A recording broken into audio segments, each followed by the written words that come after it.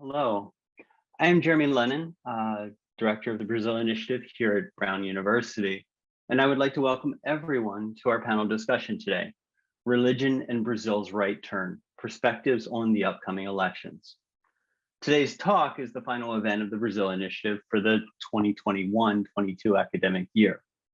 This event, however, is a bit of a preview of the fall semester when we will host a series of speakers as well as cultural events looking at Brazilian politics and society now. I would like to thank the sponsors of this event, the Watson Institute, Portuguese and Brazilian Studies, and the Center for Latin Language Studies. I would also like to thank our panel organizers, Deborah Duque and Zairu Shebub, who are here at the Watson Institute, and our invited speakers, Amy Erica Smith and Liz McKenna. Thank you everyone for being here, and thank you for your presence to the audience for attending this. So I'll turn it over to Deborah. Okay, thanks Jeremy for the introduction and for hosting this panel at the Brazil Initiative. And hello everyone, my name is Deborah Duque. I'm a Ph.D. student in political science here at Brown. And today I'll have the pleasure of moderating this panel on religion and Brazil's right turn, perspectives on the upcoming elections. And I want to first thank everyone for being here. And I will start by introducing our two amazing speakers that will be leading the discussion today. So our first guest is Amy Erica Smith, who is an associate professor of political science at Iowa State University. And for the last 2 years, she has been an Andrew Carnegie Fellow. In the fall of 2021, she received the Skocpol Emerging Scholar Award from the Comparative Politics Sections of APTA. And her research broadly investigates how ordinary people understand and engage in politics with a regional focus in Latin America and Brazil in particular. And she's also the author of the book, Religion and Brazilian Democracy, Mobilizing the People of God, that was published in 2019 by the Cambridge University Press. And our second speaker is Liz McKenna, who is a postdoc at the SNF Agora Institute at Johns Hopkins University. And she received her Ph.D. in Sociology from the University of California, Berkeley. And in 2021, she received the Dissertation Award from the American Sociological Association for her dissertation, The Revolution Will Be Organized, Power and Protest in Brazil's New Republic. So thank you for both of you for being here. I think we're gonna have a super rich discussion. And before we begin, I just wanna have like a few housekeeping notes. So today's session is being recorded and it's gonna be available on the YouTube channel of the Watson Institute. So in case you miss any part of the conversation, you can just check there. Each of our guests will be presenting for 15 to 20 minutes. And after the two presentations, we are gonna open for Q&A. So you can submit your questions via the Q&A feature on Zoom. And also, I think we have like a chat feature on YouTube as well, but you can submit the questions on the Q&A feature on Zoom. And yes, you are also more than welcome to share your name and institution affiliation when submitting your question, but of course it's fine if you don't. So we don't have much time, so let's get started. Amy, the stage is all yours. Thank you, Deborah. It's such a pleasure to be here with you and to be with all the people in the audience. And I'm looking forward to hearing from Liz and learning about her work. So I wanted to start off by telling a little bit about how I became interested in religion and politics in Brazil. So as with so much of my research, I was kind of coincidence, a backdoor entry into the topic. I started off, I was doing my dissertation fieldwork in 2008 in Juiz de Fora, Brazil, and I was interviewing people in neighborhood associations.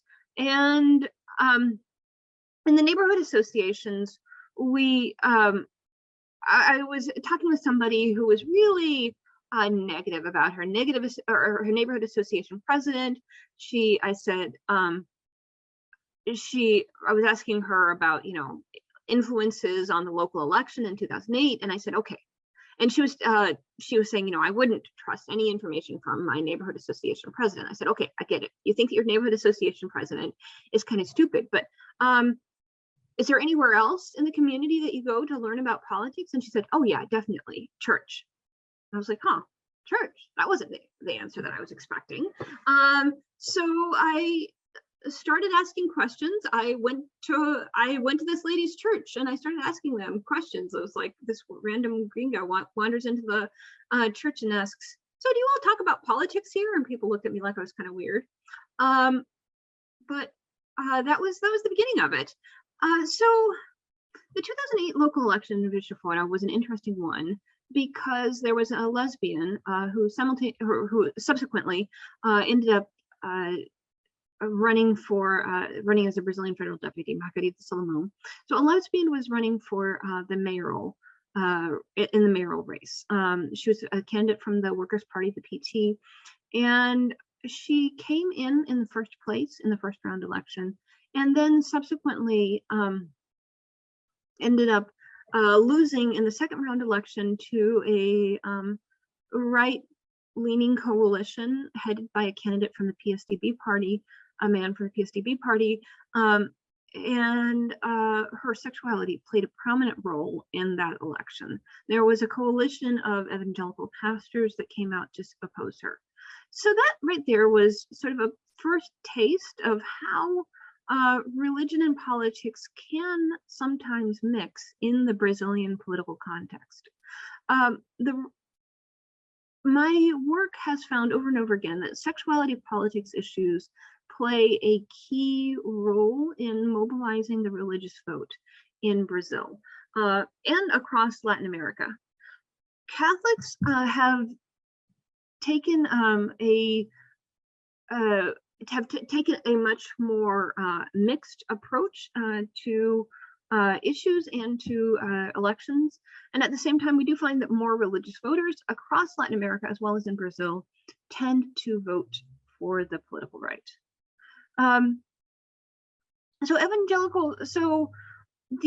If we look at the relationship between evangelicals and political issues, we find a very strong conservatism specifically on social issues in Brazil and across Latin America on issue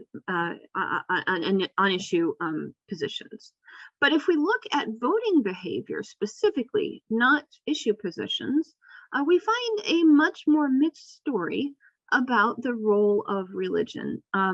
In Brazil, the common phrase that's been used by pundits to talk about the evangelical vote has been the word pulverization, which appears over and over again in punditry on the topic. So pulverization, it's a nice term. It's a very visual term that refers to how the vote is fragmented. The evangelical vote has historically been fragmented across many different candidates, many different political positions, which has led to a weakening of the impact of evangelical voters. Evangelical voters could be a really powerful force if they were all to coalesce around a single candidate, but instead they have been pulverized historically. My research found when I did field work within congregations, I found that members of specific congregations often tended within evangelical congregations in particular to cohere in the vote. They tended to agree with each other within congregations, but one congregation might vote for one candidate, a different congregation for another candidate, and overall across all congregations, then we end up with something that looks like a pulverization of the vote. So one tendency that has been really highly pronounced among evangelical voters is a tendency to vote for in-group candidates. So the famous phrase here is brother votes for brother, where brother refers to a fellow evangelical, coined by Paul Freston in his, well, it was coined by evangelicals and adopted by Paul Freston in explaining the evangelical vote. So evangelicals have tended to be fragmented across many different candidates, and at the same time we also find a tendency of evangelicals to vote for in-group candidates, that is members of their own religious group, and likewise of course Catholics have tended to vote for for members of their own religion, or that is to be prejudiced against evangelical candidates. This is a tendency not only in Brazil, but across Latin America. As far as an ideological tendency of evangelical and religious Catholic voting, we have not historically seen a strong ideological tendency up until really quite recently.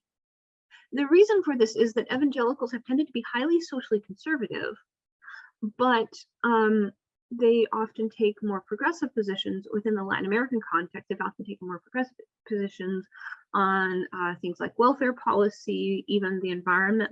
My research shows that that there is a strong current of environmental concern among evangelicals. So in elections that have prioritized issues other than sexuality politics, evangelical social conservatism on sexuality politics issues has just not been a driving force in elections.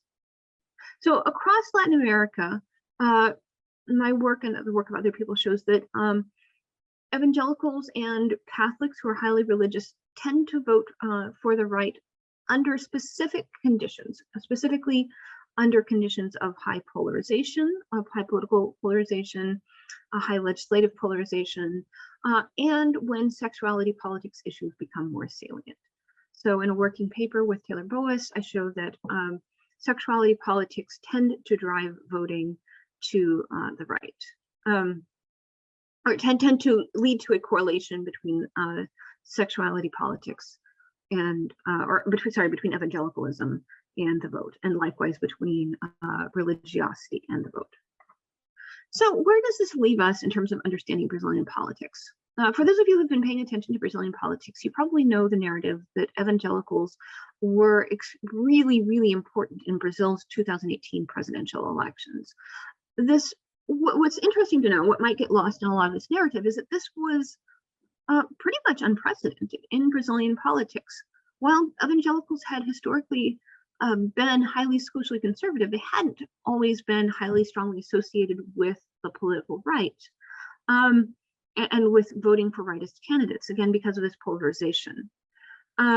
So I found that there was a process of what we called a demographic polarization in the 2018 election, where it wasn't just evangelicalism that for the first time really was strongly correlated with voting for the rightist candidates. We also found a stronger impact than previous elections of race, a slightly stronger impact of gender. There was definitely a strong impact of region, though that is something that has appeared in previous presidential elections. In any case, demographic polarization seemed more important than ever. Oh, and also socioeconomic status mattered a lot in Brazil's 2018 election, with richer people, so basically richer people, men, evangelicals, religious Catholics, tended to vote for Jair Bolsonaro. And among those factors, the strongest factors were evangelicalism and socioeconomic status in terms of pushing people to vote for Jair Bolsonaro. So why did we see that unprecedented turn to coalesce, to cohere around the candidate of Jair Bolsonaro? It appears that there are a few factors that all coalesced to lead to this tendency in 2018, and factors that I might say we will not necessarily see again in exactly the same way in 2022. So the first is just that there was a really strong anti-incumbent vote that gave advantages to the right. And evangelicals were strong in their rejection of the Workers' Party, which by the time of the 2018 presidential election wasn't technically the incumbent, because Michel Temer from the PMDB party was in the presidency, but the most recent presidential election had featured the Workers' Party and the Workers' Party candidate Dilma Rousseff, who had subsequently been impeached. And this was still in the sort of aftermath of the impeachment of Dilma Rousseff and in this period of very strong anti-PT sentiment across the country. So that anti-PT sentiment was very strong among evangelicals as well, again, because the PT had been associated with sexuality politics issues and with liberalism on sexuality politics issues. So there was an anti-incumbent vote that attracted the right. And at the same time, Jair Bolsonaro very skillfully, in part using social media and platforms such as WhatsApp, very skillfully highlighted and made salient sexuality politics issues, and the PT's liberal position on issues that and portrayed the PT and particularly the candidate Fernando Haddad as being far to the left of the average Brazilian public on sexuality politics issues. So sexuality politics combined with anti-incumbent voting. There has been some discussion of the role of evangelical elites. Interestingly, the best information we have suggests that evangelical elites mostly mattered at the end of the election. So evangelical elites, by the time they endorsed Jair Bolsonaro, many of them were climbing onto the Bolsonaro bandwagon after many of their congregants had already decided to support Bolsonaro. So evangelical voters were strongly on the Bolsonaro bandwagon, and then evangelical elites subsequently decided to endorse him, and this helped evangelicals, the remaining evangelicals who were on the fence, climb onto the Bolsonaro bandwagon as well. So how is this going to play out in 2022? I suspect that we will see, to some extent, a retrenchment from that position of evangelicals cohering to all vote for Bolsonaro. So some return to the historical story of something like pulverization of the evangelical vote. Though I also suspect that we are going to see some remaining correlation between evangelicalism and a vote for Bolsonaro. So why will we see this weakened tendency of evangelicals to vote for Bolsonaro? The first is that just like in 2018, I expect that in 2022, we're going to see an anti-incumbent vote. So Bolsonaro has been president now for 4 years. He has a track record, and his track record is just not particularly good in terms of the economy, handling of COVID-19, things like that. And so there's going to be an anti-incumbent vote. Evangelicals are exposed to the same media as other Brazilians, and they're going to weigh their understanding of Brazilian politics, or of what's been happening, and will tend to vote against him. I expect that sexuality politics issues are still going to matter. Jair Bolsonaro is certainly very strongly going to continue to campaign based on sexuality politics issues, but there are also going to be other issues that are going to compete with it, issues such as the economy, perhaps the environment. Again, evangelicals tend to be more centrist or even moderately progressive on economic issues and environmental issues. And these are going to be particularly important issues in the 2022 election, given the current situation. Evangelical elites, there continue to be some evangelical elites who are very strongly on the Bolsonaro bandwagon, and they are going to have some impact on evangelical voters. And yet, I suspect that this is not going to lead to a situation such as 2018, where in 2018 there were about 70% of evangelicals voted for Jair Bolsonaro, and arguably may have single-handedly handed him the 2018 election. And I suspect that's not going to happen to the same extent in 2022. Okay, so those are my brief thoughts. I am excited to hear what Liz McKenna has to say. Thanks. Thank you so much, Amy. So I will jump right in and also echo the thanks for the Watson Institute and Deborah for the amazing organization of this event. It's also such a treat to be on this panel with you, Amy, because I remember reading your book when I was deep in my fieldwork and writing up my analyses and thinking it was so insightful for helping understand sort of the evangelical phenomenon in Brazil. So I'll also give a little bit of background about how I came to this subject. I'm a sociologist and currently a postdoc at Johns Hopkins. My research focuses on right and left-wing political organizing in the US and in Brazil. And I say that because I come to this, in sociology, we have a subdiscipline called the sociology of religion, and it's not obvious necessarily that a political sociologist would take evangelicals as a central object of study. But like Amy, it quickly became clear to me in my research that it was impossible to talk about state-society relations in Brazil without talking about the evangelical phenomenon. And instead of fieldwork in Juiz de Fora, I was actually doing fieldwork in Brasilia, trying to map all of the different political organizations. I started with the political parties. It was easy to map some of the social movements in their orbit, the labor unions and so forth. But what kept coming up over and over as one of the most influential power blocks in Brasilia were different denominations, different organizations, and different bancadas, most importantly, the evangelical caucus. So in the brief time I have today, I actually do have some slides. I'll pull them up, but I'm going to suggest that I think the analytic shift we have to make in understanding the kind of Pentecostal phenomenon in Brazil is that it's far from a religious revival. It's actually the most powerful social, political, and cultural movement in Brazil. That, of course, as Amy said, contains multitudes and many contradictions, but it's quite different than what we might expect in it, just leaving it in the sociology of religion or in many of the kind of canonical books about civil society in Brazil. Pentecostalism is nowhere to be found. And that, I think 2018 showed us almost more than any other kind of watershed political event will change moving forward. So I do have a few slides. I think I'll start actually, let's see, with the point that Amy made about consensus or lack thereof is really quite striking when we look at the breakdown of Bolsonaro's electoral coalition in 2018.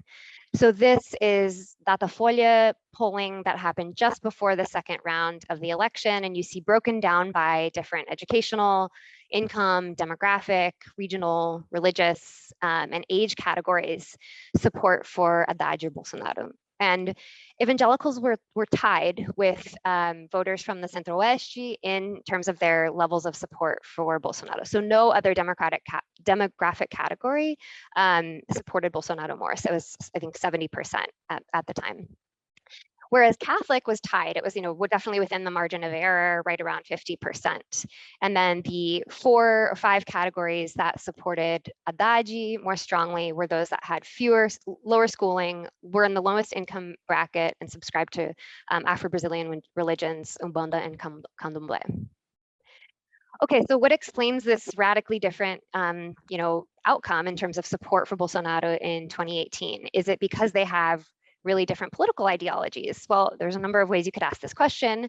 And I think Amy's point about focusing on sexuality and gender politics is an important one. But if we look to what Catholic versus evangelical voters in Brazil believe about political economy, they're virtually indistinguishable on questions like, it's the responsibility of the government to take care of very poor people who can't take care of themselves. Or when jobs are scarce, men should have more right to a job than a woman. Or more people are better off in a free market economy, even though some people are rich and some are poor. So on political economy measures, it's really hard to distinguish these two categories, the two kind of major religious categories in Brazil. What about if we look to the antipetismo that Amy was talking about? So indeed, there absolutely was a strong current anti-incumbent vote. But one thing that I found striking, kind of looking into the history of Lulismo and its connections to the evangelical phenomenon, is Lula deliberately chose José Alencar as his vice president running mate in 2002, who, although he was Catholic, had ties to the PL, which is the party in Brazil with the largest number, at the time it had the largest number of evangelicals. Here you see a picture with Lula chumming it up with Edir Macedo, the head of Igreja Universal. Over there on the bottom is Dilma with Crivella. And then on the left, we see the picture of Lula sanctioning a law that creates the national holiday, the National March for Jesus. And so while it's absolutely true that there wasn't that level of consensus that I showed in the first slide, 70% of evangelicals did not support Dilma, for example. They were a little bit more mixed.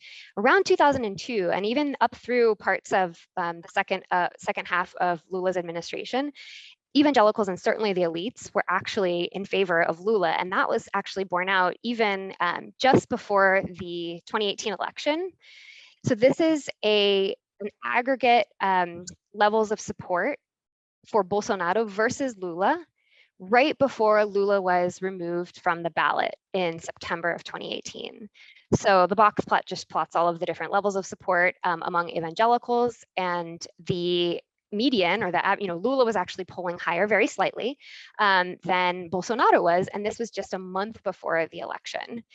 And that is also, I think, the phenomenon that Amy mentioned about sort of the pulverization, the almost complete lack of party identification among most religions in Brazil, among most people in Brazil, in fact, with the slight exception of the PT, where we see that Catholics, 16% of Catholics identify with the PT, whereas only 9% of evangelicals identify with the PT.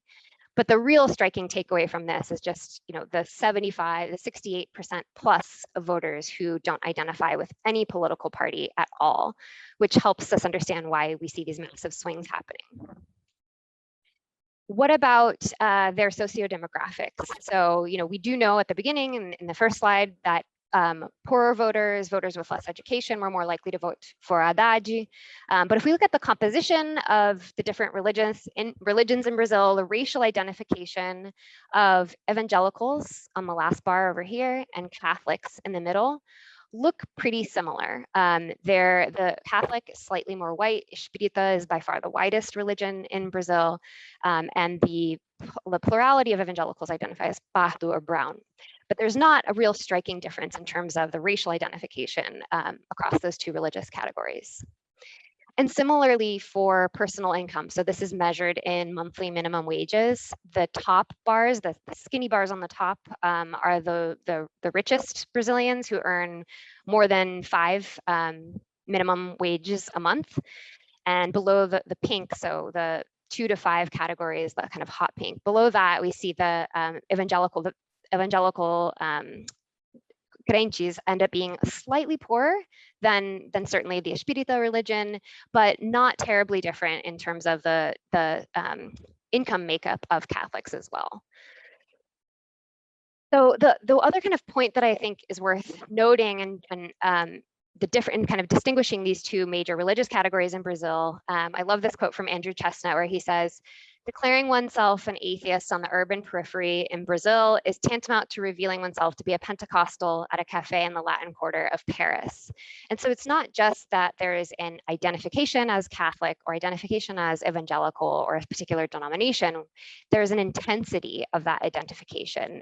Simone Bon did a really nice study of how often different denominations attended their cultos, and they found that the vast majority of Catholics are what they kind of joke to be IBGE Catholics. When the census calls, they identify as Catholic, but they rarely go to Mass.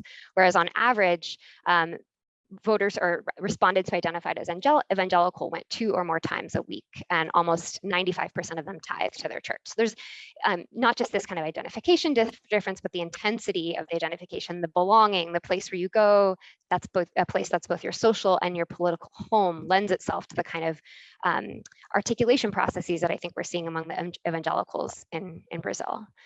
So in my research, as I mentioned, I went to Brasilia and I tried to sort of map all of the 35 political parties and the different capital fractions, the social movement organizations, the labor organizations, the think tanks in their orbit.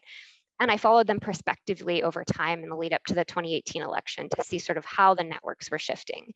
And as with that poll that I shared, and actually I think honestly what we're seeing right now is a lot of hedging among the evangelical leaders, and in particular the 2 yellow nodes in the middle represent the Igreja Universal and Assembleia de Deus, one of the ramifications of Assembleia de Deus. And what we see here is that there's kind of this hedging going on about whether or not Bolsonaro or Lula is more likely to win. And we saw them hold out, as Amy said, until the very last minute before throwing their lot in with Bolsonaro. And so sort of the key thing, the key kind of point or takeaway that I found is that these alignments and these realignments, so moving from Lulismo to Bolsonarismo, have a lot more to do with sort of strategic and organizational articulation processes or call and response that the clergy have with their congregations. And I think Amy did a wonderful job explaining that in her book, but also the politicians with the evangelical elites. And so another kind of key point here is that, it's the political significance of these kind of yellow nodes in the middle that have really high between the scores that are the coveted kind of block right now in terms of the fall election, is that they actually don't yet outnumber the Catholics. So it's not about merely aggregating all of the crentes, and because Catholics still, not for very long, but still outnumber evangelicals. But it has to do with their capillarity, their articulation, and their organization. They first penetrated in communities, and then only in the 80s, post-dictatorship, did they move into the political party realm, the legislative realm, the executive, and then with Bolsonaro's first appointment of a Supreme Court minister, the judiciary. So I think one more point I want to make on this is that I think, especially for Americans or people who are coming into, clearly this is an audience of people who are thinking about Brazil, who are thinking internationally, is that we tend to use categories like evangelical in the US as this is an ossified voting bloc. But rather, these politicians can engage in call and response with them. That's exactly what's happening right now. When Lula said something about abortion, there was quick, kind of re-articulation around the Pentecostals, or the people who were PT supporters at Pentecostal, trying to understand or re-articulate or reformulate what Lula had said, or not, to their peril. And we think we saw that with Haddad in particular in 2018. So if we look to the 2022 scenarios, the latest poll that I saw, this is from Datafolha at the end of March, the sort of top 5 candidates, most likely candidates, and their levels of support by religion, Catholic or evangelical. So we see here, Bolsonaro has more support among evangelicals than he does Catholic, Lula more among Catholic than evangelical. But the difference between these kind of two, I don't think my cursor works, sort of the Bolsonaro evangelical vote and the Lula evangelical vote is actually only 3 points different. So we see this kind of dramatic dynamic shifting vote from 70% support to just a third. Of course, we have 5 more months. Who knows what's going to happen? I will, however, point out that was the non-spontaneous vote scenario. When the respondents were asked for their spontaneous candidate preference, we do see among evangelicals a wider margin for Bolsonaro as opposed to Lula. But at any rate, Lula is absolutely competitive among this electorate that voted, 70% for Bolsonaro not 4 years ago. And so the question is, I did some political organizing in Ohio, and there was a famous phrase, as goes Ohio, so goes the nation. Not so anymore, but that's the question, is as go evangelicals, so go the nation. And Lula and Bolsonaro and their campaigns certainly think so. I'm just going to flip through some of the recent headlines about this sort of power struggle happening right now within the different denominations. Lula and Bolsonaro are fighting to get the support of different evangelical leaders. Bolsonaro goes to the Assembleia de Deus convention and campaigns. Lula, this was just last month, said that everyone should have right to abortion and became the target of some evangelicals. And then PT, in attempting to attract or re-attract the kind of Pentecostal base that they once had, is trying to build podcasts, sending Lula out on campaigns, campaign stops. And then here, this last article I found was about Bolsonaro and sort of his waxing and waning support among the evangelicals. So clearly the candidates think that this is going to be the decisive electorate. And the question, I think Amy put it really well, is, the extent to which they're going to be, it doesn't look like they'll be pulverized because it'll come down to 2 candidates, but certainly polarized if the margin remains that sort of 3 to 5 point difference between the 2. But stepping back a little bit more and trying to understand, be a little bit less presentist about the current election, there's been a dramatic shift in the structure and the experience of associational life in Brazil. And so this is why when I began, thinking about studying civil society in Brazil, it's really difficult to do that without understanding sort of this dark blue line and the dramatic rise of the evangelical population in Brazil. So we see Brazil, once the most Catholic nation in the world, is now actually the second least Catholic in Latin America. I think second only to Uruguay by percentage points. And meanwhile, the red line that you see here is the unionization rate, which stagnated and has only gone down since the last data were taken here. And so this is sort of a striking kind of background or landscape on which to understand the election that's happening right now and the mobilization capacity, the mobilization potential of these different actors in civil society. One of the stories that I think is most emblematic of this shift is a photo of the headquarters of the largest labor union in Brazil, once the largest labor union in Latin America, CUT, in Braz in São Paulo. And because of the labor reforms under the Temer government, they ended up losing 95% of their revenue almost overnight when dues became opt-out instead of opt-in. Rather, when dues became opt-in instead of opt-out. And the most likely buyer at the time was, Valdemiro Santiago, evangelical megapastor, who was going to buy the sede, the headquarters, for something like 40 million reais. Now that sale never went through, but it is sort of, if we were to find one microcosm or one sort of anecdote that sort of speaks to these shifts that we're talking about, it is a really, it's one that elucidates a lot about the underlying dynamics. Okay, so I'm going to conclude. I hope I'm keeping to time with this photo. This is a photo of the March for Jesus, which regularly draws over 3 million people every year in São Paulo. And scholars and observers, journalists writing about street actions in Brazil almost always exclude demonstrations like this one, the March for Jesus. For example, when Brazil was the impeachment protests in 2015 and 2016 were described as the largest agglomeration of people in a political act measured since Direita Já. And then 2 years earlier, the massive June 2013 demonstrations received the same treatment from journalists and academics, with the additional observation that they were the largest leaderless movement in the country's history. But what I want to suggest is that this is not only a religious event, albeit an enormous one, but it's something more like a literal manifestation of what Rudy Duschke called the long march through institutions, which is a phrase popularized and often attributed to Gramsci. But it means working against the established institutions while working inside them, which is what exactly Brazil's largest and most heterogeneous social movement, the evangelical movement, has done. So I really look forward to your questions. I know there were a couple in the chat already that I might have missed, but I will pause my screen share now and look forward to going to Q&A.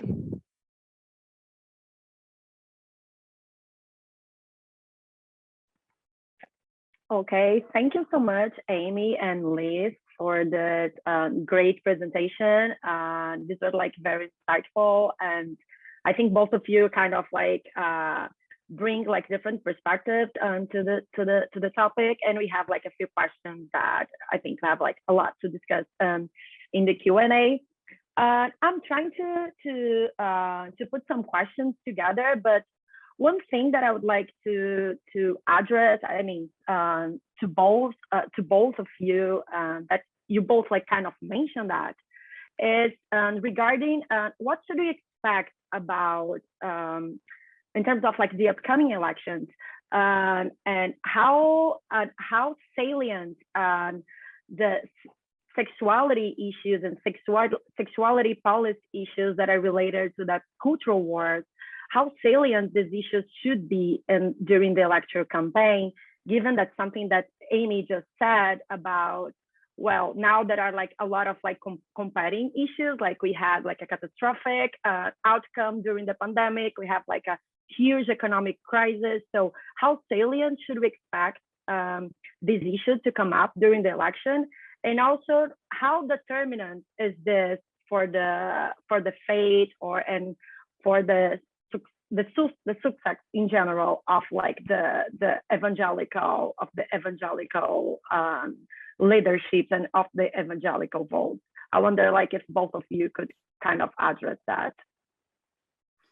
So I see this as a campaign strategy question.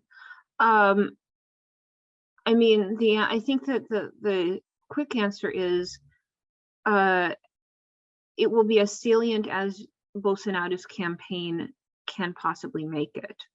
This is an issue on which Bolsonaro wins. It's a set of issues on which Bolsonaro wins.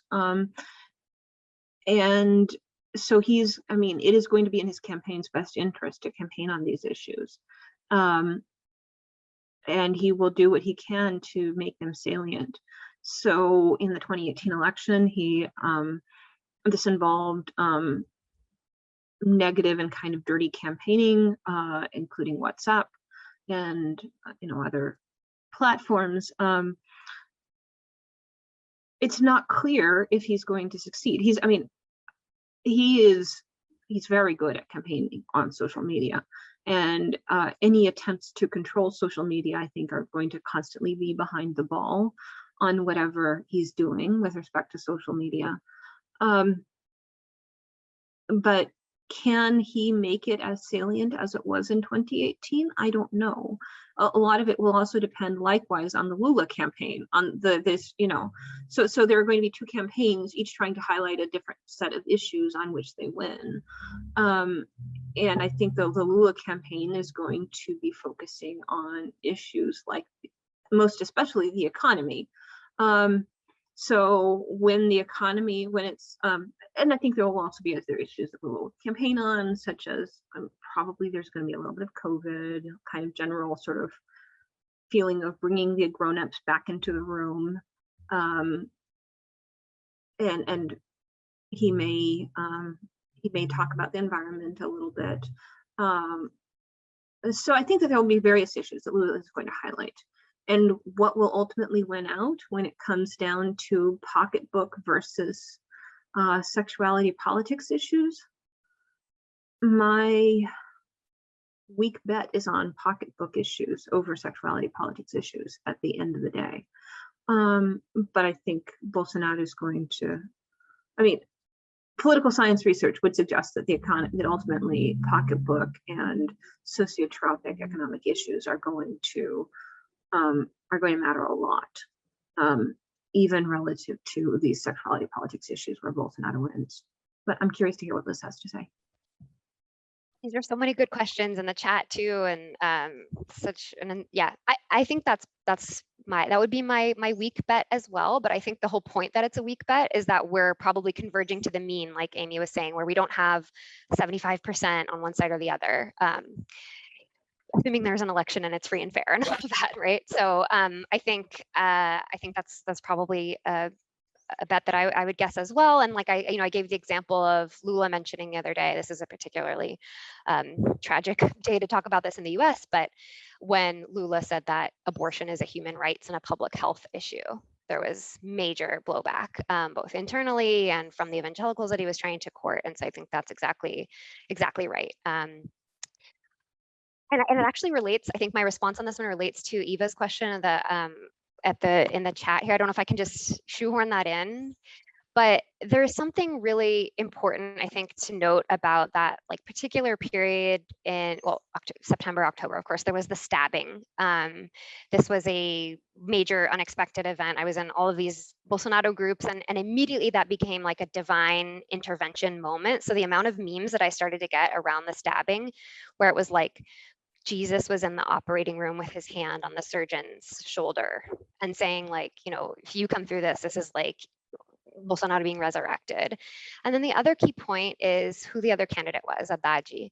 And Haddad has, he's the one that Amy was saying from the beginning, like the education minister, the kitschy gay, and these kind of very, very beginning, 10, 15 years ago when they started to bring these up in Congress, it was Haddad who was sort of the punching bag for kitschy gay. And he had a pretty poor relationship with evangelicals when he was mayor of São Paulo. And so I think that's sort of like another factor. But also, so anyway, those are two factors that I think are pretty important. And then had we not had the judicial persecution of Lula, it might have been a much closer election and the evangelicals might have been much more split. So maybe we're seeing right now sort of the natural experiment of what that would have looked like 4 years ago, assuming that the election happens.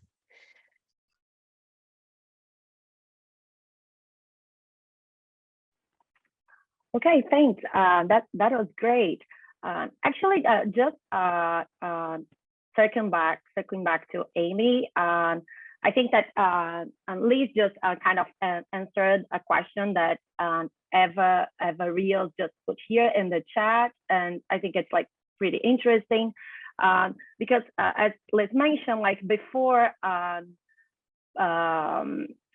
Lula was like before Lula get out of like the presidential bid, evangelicals were supporting Lula, and then after Haddad took his place, actually Bolsonaro gained most of the support of evangelical. And what Eva is asking is like what has caused what has caused the shift in the evangelicals' positions from like Lula initially to Bolsonaro. I wonder, Amy, if you had also any thoughts on that. I basically agree with Liz completely. I think the major thing that happened after Lula was removed was Lula was removed. I mean, that is the intervention. Lula was removed from the election. There's also, I mean, and then there's also the stabbing, of course. And there's the unpopularity of Fernando Haddad. So those are the three things that that mattered. And then there is, so one of the things that I found in my research for my book was the strong tendency within congregations to cohere in vote choice. So once we find this swing towards Bolsonaro within congregations, there's going to be a further tendency to cohere. And so I think it was kind of a self-reinforcing tendency once it started to happen. Can I just jump in really quickly? Because I think this will pull in Flavia's question. I'm sorry. Sure, go ahead. It's such a good question. I would die to see the disaggregation of the different denominations and their support. The Datafolha and like the most reputable polls only aggregate them all, Catholic or evangelical.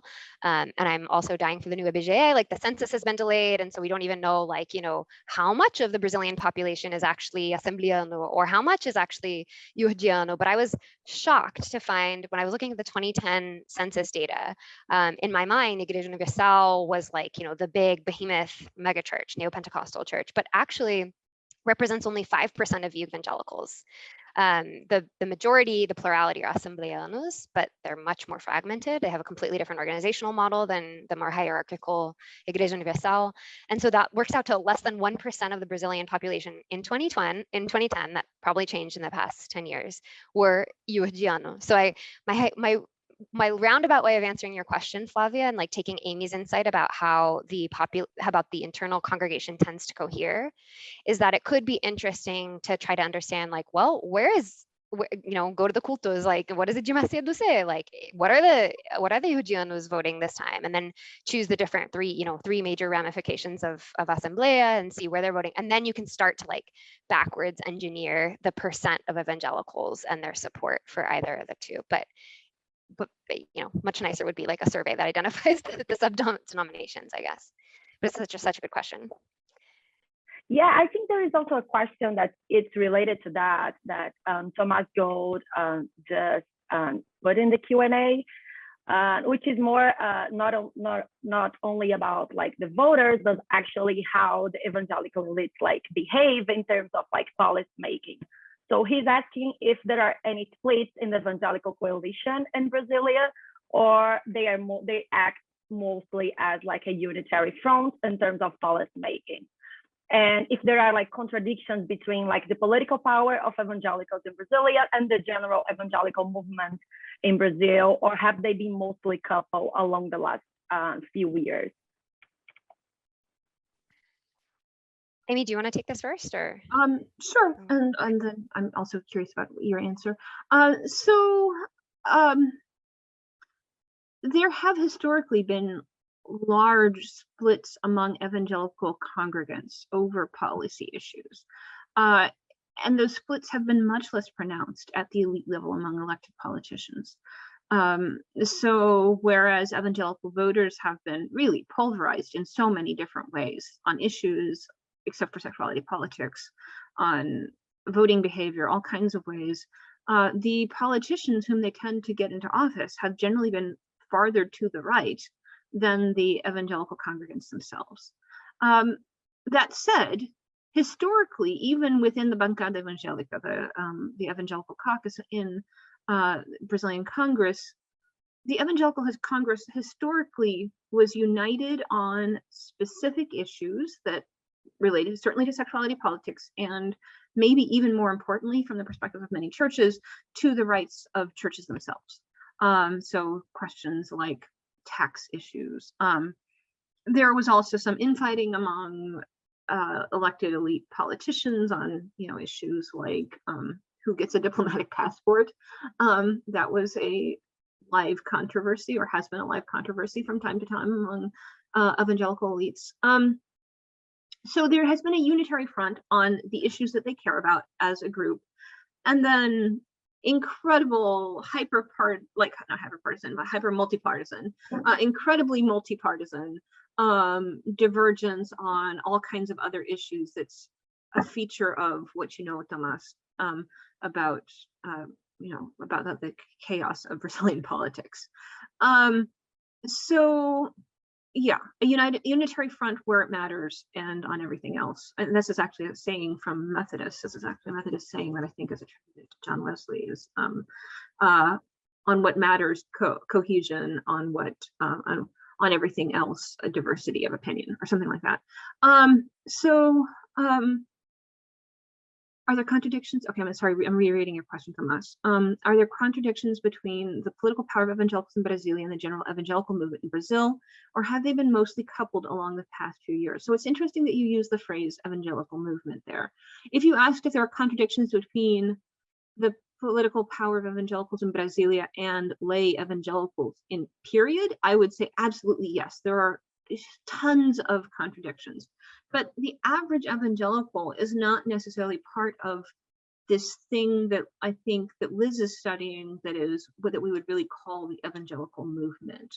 So I might think of the evangelical movement as being the kind of people who would say attend the March for Jesus, who are different from, so 2 million people might attend the March for Jesus, but there are, I don't know, gosh, it's probably getting up close to 100 million evangelicals in Brazil today.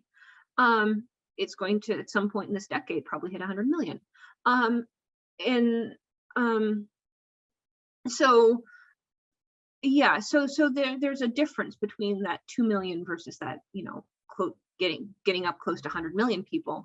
And among that 2 million people, I don't have a good, clear answer for you based on lots of social science research, Tomas, but my sense is that they are much more tied into what evangelical elites are saying, which is farther to the right than the average evangelical congregant who's in that almost 100 million people. I'll let Liz talk.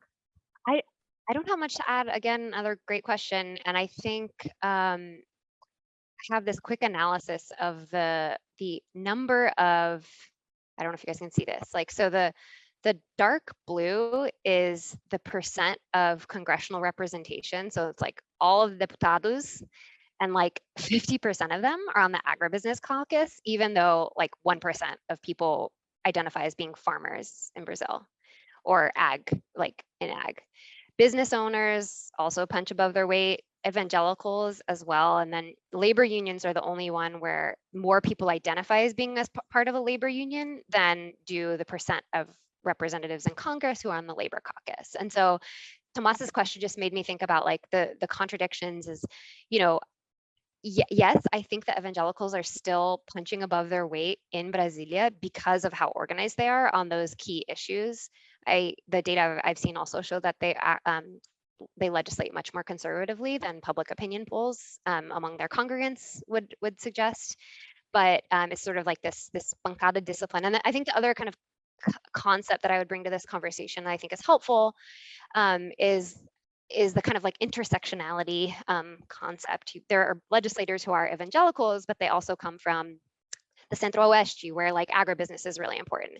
There are legislators who are evangelical, but they come from the periferia de São Paulo, where there's a huge social movement tradition. And so it's important to kind of overlay, I think, a lot of these different identities. And when I was making the graph that I just showed, it was interesting to me to see oh, wow, there's the deputado who's on the labor caucus and he's also on the business caucus. And so, those are just contradictions that we have to deal with. I also, yeah, Masu, your point I think is also related to this about the tax breaks, the diplomatic passports that Amy talked about, making it easier for the mega pastors to fly around in their private jets.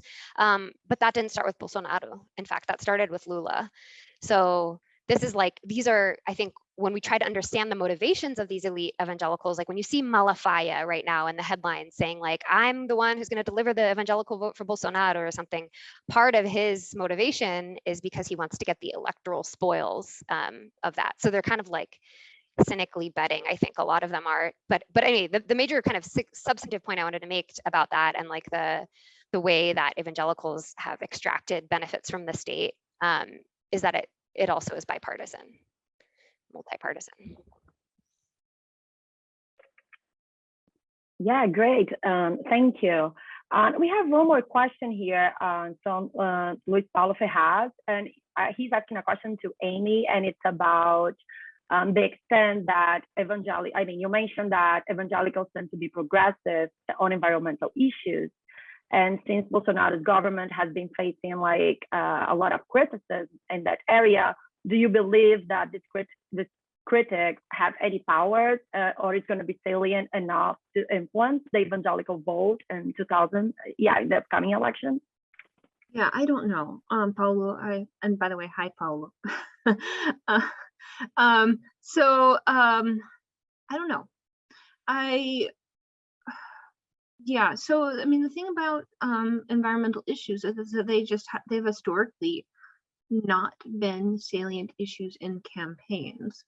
And I think, I mean, to the extent that anybody has tried to make them salient in campaigns, it's probably Marina Silva, who also happens to be evangelical for that matter. But it seems like Lula is going to spend some time talking about environmental issues probably in this campaign, I would guess. A lot of it is campaign strategy. And I think the general, my sense is that elites tend to think of environmental issues as an area that doesn't, that's not saleable in terms of campaigns, and they may well be right. So this is an area where evangelicals tend to be progressive, and it's also one where historically people have not tended to campaign, and especially strong candidates have not tended to campaign. If Lula tries to campaign on this, he's going to get as much purchase with evangelicals as he would get with Catholics, or even, people to the left of Catholics, perhaps, groups that are to the left of Catholics, perhaps. But is that going to be enough? I don't see it as being an issue that's going to draw a lot of the vote. I see it as being less salient in voters' minds than either the economy or sexuality politics issues, unfortunately. Just a quick note on that. I spent way too much time in 2017-18 in Bolsonaro WhatsApp groups. I actually saw that very issue be weaponized by the Bolsominions, because it was like, oh, Greenpeace, these international NGOs, like they're trying to colonize Brazil. And so that became an issue that the right weaponized. And I don't know how effective that was. That was something, certainly a strategy they tried, but it is pretty tragic. Yeah. So it's national. So on the one hand, there's pro-environment stuff, and there's also national sovereignty issues on the right, which will play out here. Okay. Thank you so much. Unfortunately, we have to wrap up at 4. But I wonder if any of you wants to add any final thoughts, any final comments. I think we still have time in case you wanted to add something, Amy or Liz.